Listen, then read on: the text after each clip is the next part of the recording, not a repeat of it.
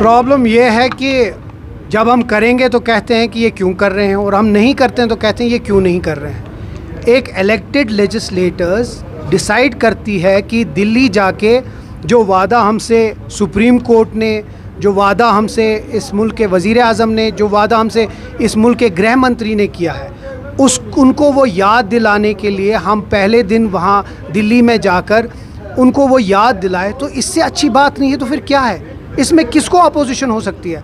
मैं मुबारकबाद देना चाहता हूँ मुफ्ती नसीरुल इस्लाम साहब को, जो ये समझे कि ये लोगों की चाहत है कि जम्मू कश्मीर के जो इलेक्टेड लोग हैं वो चले जाएं दिल्ली और दिल्ली वालों से बात करें हमारे यहाँ की जो स्टेटहुड है उसके लिए। बट अफसोस जो हमारी अपोजिशन है वो आज भी उसी दुनिया में है। उनका सिर्फ ये है कि वो किसी तरीके से अखबार में आ जाए और किसी तरीके से कोई ब्राउनी पॉइंट्स लाए। ये एक लोगों का एक जामिया प्रोग्राम है। हम लोग इलेक्टेड लोग दिल्ली जा रहे हैं, दिल्ली वालों से जो हमें वादा किया वो भी आ जाए। उनको कौन रोकता है? उनको किसी ने रोका है? हम लोगों ने फैसला किया है। अगर आप वो चाहते हैं कि उनके घर इनविटेशन मिठाई डब्बे लेकर आ जाए तो वो भी देख लेंगे आगे लीडरशिप कैसे उस पर फैसला करेगी। लेकिन अफसोस मुझे ये होता है कि कितने नेगेटिव हैं ये जो हमारे बाकी पॉलिटिकल पार्टीज़ हैं, कि हर एक पॉजिटिव स्टेप को भी ये नेगेटिव बनाना चाहते हैं, क्योंकि इनके हाथ से, इनको लगता है कि इनके हाथ से अब ये सियासत निकल गई, अब ये क्या करेंगे। 1.25 साल मुझे लगता है एक बहुत बड़ी एक अरसा होता है जो नेशनल कॉन्फ्रेंस को लगा कि अप्रोप्रिएट टाइम आ चुका है। दिल्ली के पहले दिन सेशन है। हम चाहते हैं कि दिल्ली में जो सबसे बड़ा ऑगस्ट हाउस है, अपर हाउस, राज्यसभा और लोकसभा, वो ये समझे कि जम्मू कश्मीर के लोगों के साथ जो वादा किया है वो वादा पूरा करना चाहिए। और मुझे लगता है यही उसका एक पहल थी। सब जो महबूबा मुफ्ती साहिबा की तरफ से लेटर्स लिखे गए तो उस पर क्या कोई, वो सब सियासत थी।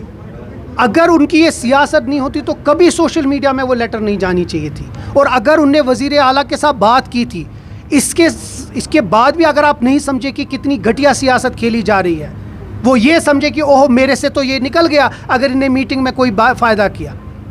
आप सोचिए, खुद समझिए, लोगों को सोचते कि कितनी घटिया सियासत खेली जा रही है। अरे सोशल मीडिया पे अगर आपने चीफ मिनिस्टर से बात की, चीफ मिनिस्टर साहब ने आपको कहा मैं मंडे को आपसे मिलूंगा, तो इसमें क्या आपको मीडिया में डालना है? फिर उनकी जिसमें कहते हैं फिर उनकी खिल्ली और उड़ गई ना जब चीफ मिनिस्टर साहब ने उनको उसका जवाब दे दिया। देखिए, कांग्रेस के साथ बात के बाद ही ये हुआ है।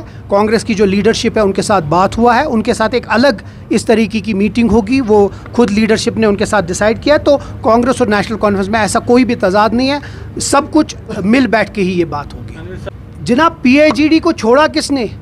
उन्हीं लोगों ने जो आज चिल्ला रहे हैं, क्योंकि ये कोई सियासी व्यासी नहीं है, ये पॉलिटिक्स से ऊपर आने की बात है। ये बात है जम्मू कश्मीर के जो लोगों के जो एहसासात है, जो उन लोगों ने यहाँ लोगों को एक मैंडेट दिया, जिस तरीके से क्यूज़ में रहे लोग और वोट दिया एक पॉलिटिकल पार्टी को, उनका एहसासात की तर्जुमानी करने के लिए हमने ये एक स्टेप उठाया। इसमें कोई सियासत नहीं है, इसमें ये नहीं कि एक पार्टी को लगता है मैं क्यों नहीं दूसरे पार्टी को, इसमें पॉलिटिकल पार्टी मत सोचिए।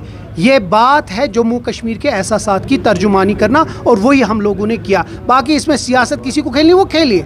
नेशनल कॉन्फ्रेंस समझती है ये वक्त आ चुका है कि हम दिल्ली वालों से मौदबाना गुजारिश करें कि अप्रोप्रिएट टाइम आ चुका है और हमको हमारा हक वापस दिया जाए। बाकी पार्टी को कोई फॉर्मल इन्विटेशन होगा? अभी आने दीजिए नज़दीक मॉनसून सेशन को, उस वक्त हम जो लीडरशिप बेहतर समझेगी वो करेगी। लेकिन हम कोशिश कर रहे हैं कि जो इलेक्टेड लोग हैं वो जाएं, ताकि लोगों को पता चले कि इलेक्टेड लोग इसका फैसला कर रहे हैं। देखिए, अभी बहुत चीज़ें हैं जो जम्मू कश्मीर को जो अभी फेस कर रही है। अब किस तरीके से गवर्नमेंट उसको देखेगी वो तब की बात है। अभी तो मुझे लगता है उसमें वो जो इलेक्टोरल लिस्ट उसी को चेक वेक कर रहे हैं। जब वो वैसा वक्त आएगा तब हम फैसला करेंगे इसके ऊपर। मैंने एक तो ये स्टेटमेंट देखा नहीं, और दूसरा मुझे नहीं लगता उसके बारे में कोई बात करनी चाहिए। मैं अभी जम्मू कश्मीर के मुसीबतें इतनी हैं कि मैं जम्मू कश्मीर की ही तक रहूँगा, और मैं ये समझता हूँ कि जम्मू कश्मीर के जो मसाइल हैं उसका हल जो है वो स्टेटहुड में है, और मुझे लगता है स्टेटहुड। और वही मेंबर फिर उसके बाद DCM साहब के पास जाकर कहते हैं हमारे काम कर दो। ये सियासत चल रही है, और मुझे लगता है DCM साहब के पास किसी के पास एक भी चीज़ नहीं है जो प्रूव कर सकता है कि हमारे जो डिप्टी चीफ मिनिस्टर साहब हैं उनने किसी भी जगह कोई मेल प्रैक्टिस। अब क्योंकि वो जम्मू के BJP को खड़ी खड़ी सुनाते हैं तो उनके पास और कोई चारा नहीं बना, अब इसको किसी और तरीके से करें। लेकिन ये गवर्नमेंट पाक है, इस गवर्नमेंट में कोई भी ऐसा चीज़ नहीं है जिसमें करप्शन इन्वॉल्व है। कहीं है तो कोई आगे करे, हवा में तो हम कुछ भी बता सकते हैं। तो लेकिन मुझे लगता है ये सही नहीं है, डेमोक्रेसी के लिए अच्छी नहीं है, बाकी सियासत खेलनी है। सबसे इम्पोर्टेंट चीज़ है कि हर कोई एमएलए मिला, अपने दिल की बात की, 7 घंटे मीटिंग रही और एक कोई ऐसा डिस्कशन नहीं है, कोई ऐसा टॉपिक है नहीं है, चाहे वो रिजर्वेशन है हमारे यूथ की, उनकी, अल्कोहल, ड्रग्स, यहाँ के रेगुलराइजेशन, यहाँ की गवर्नेंस पे जो राजभवन की तरफ से रुकावट है, हमारे एडवोकेट जनरल, हमारा जो बाकी इश्यूज़ है, कोई ऐसा इशू नहीं है जो डिस्कस नहीं हुआ।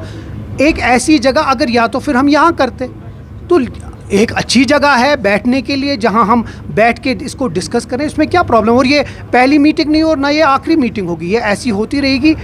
कोशिश यही है कि जो लोगों की जो बात है, एमएलएज आते हैं, 50 एमएलएज हैं, 50 अलग अलग दिमाग एक साथ बैठ के डिस्कशन करते हैं। मुझे लगता है एक अच्छा माहौल था और अच्छे माहौल में हर एक चीज़ डिस्कशन। Thank you.